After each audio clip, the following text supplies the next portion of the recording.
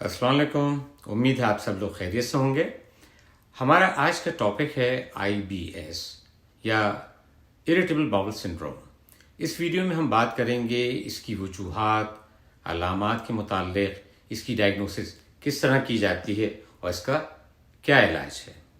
IBS ہمارے digestive system کا ایک بہت ہی کامن ڈس آرڈر ہے جس کے متعلق یہ غلط فہمی پائی جاتی ہے کہ یہ ایک نفسیاتی بیماری ہے، حالانکہ ایسا بالکل نہیں ہے. یہ بیماری ہمارے نوجوان لوگوں میں عام طور پہ پائی جاتی ہے اور زیادہ تر کیسز ہمیں خواتین میں دیکھنے کو ملتے ہیں. یہ دیکھا گیا ہے کہ جیسے جیسے عمر بڑھتی ہے اس کی علامات میں کمی آتی جاتی ہے. اس کی وجوہات میں کوئی اسپیسیفک وجہ نہیں ہے، بس یہاں یہ جاننا ضروری ہے کہ اسٹریس اس کی شدت میں اضافہ کر دیتا ہے. علامات میں اس کی اہم علامات میں مروڑ یا پیٹ کا درد ہوتا ہے جو کہ کافی عرصے سے چل رہا ہوتا ہے اور کبھی بڑھ جاتا ہے اور کبھی کم ہو جاتا ہے. دوسری اہم علامات میں باول ہیبٹس میں تبدیلی، یعنی کبھی تو کانسٹیپیشن ہو جائے گا آپ کو اور کبھی ڈائریا ہو جاتا ہے. اس کی وجہ یہ ہے کہ ہماری جو لارج انٹسٹین یا بڑی آنت ہوتی ہے اس کا نارمل ردم جو ہے بگڑ جاتا ہے اور یہ کبھی بہت زیادہ کانٹریکٹ کرتی ہے تو ہمیں ڈائریا ہو جاتا ہے اور جب یہ ریلیکس ہوتی ہے تو ہمیں کانسٹیپیشن ہو جاتا ہے. زیادہ تر کیسز میں یہ دیکھا گیا ہے کہ ڈائریا صبح کے وقت ہوتا ہے اور کھانے کے فوراً بعد. اس کے علاوہ دوسری علامات میں اسٹول میں میوکس کا آنا، پیٹ کا پھولنا، گیس اور ہارٹ برن شامل ہیں. ڈائگنوسس دیکھیں، اس کا کوئی اسپیسیفک ٹیسٹ نہیں ہوتا اور اس کی جو ڈائگنوسس ہے وہ علامات کی بنیاد پر کی جاتی ہے.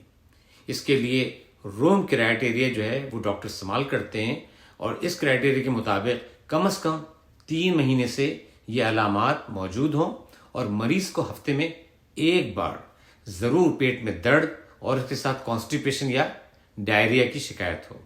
اگر یہ تمام چیزیں میچ کرتی ہیں اور دوسری کسی بیماری جیسا کہ IBD، انفلیمیٹری باول ڈیزیز یا سیلیاک ڈیزیز کے شواہد نہیں ملتے تو اس بنیاد پر ڈاکٹر IBS کی ڈائگنوسس کرتے ہیں.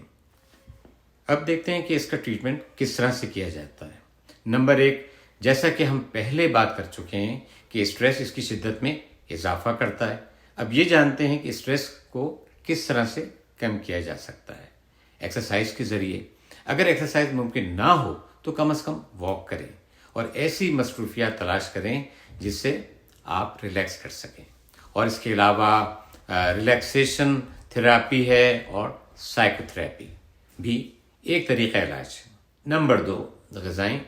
سبزیاں، دالیں اور پھل کا استعمال زیادہ سے زیادہ کریں اور چائے اور کافی سے پرہیز کریں. اپنی نیکسٹ ویڈیو میں نے تفصیل کے ساتھ ان غذاؤں کے متعلق بات کی ہے جو اس بیماری کے لیے بہت فائدہ مند ہیں اور ان غذاؤں کے متعلق بھی بات کی ہے جو اس کی شدت میں اضافہ کرتی ہیں اور ان سے پرہیز کرنا چاہیے. نمبر 3، اس کا جو ٹریٹمنٹ ہے وہ سمٹومیٹرک ہوتا ہے، یعنی اگر پیٹ میں درد ہے، کانسٹیپیشن ہے اور ڈائریا ہے یا ہارٹ برن ہے تو اس کے مطابق اس کا علاج کریں، اس کے مطابق اس کی میڈیسن لیں. یہاں یہ بات یاد رکھیں کہ IBS کی ڈائگنوسس کے لیے ڈاکٹر سے رجوع کرنا بہت ضروری ہے.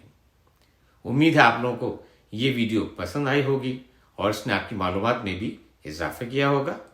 آپ سے ایک چھوٹی سی گزارش ہے کہ اس ویڈیو کو جو کہ بہت محنت سے بنائی جاتی ہے اپنی فیملی اور فرینڈ کے ساتھ ضرور شیئر کریں تاکہ یہ اہم معلومات ان تک بھی پہنچ سکیں. اب اجازت دیں، اپنی صحت کا بہت خیال رکھیں. انشاءاللہ اگلی ویڈیو میں پھر ملاقات ہوگی کسی نئے ٹاپک کے ساتھ. خدا حافظ.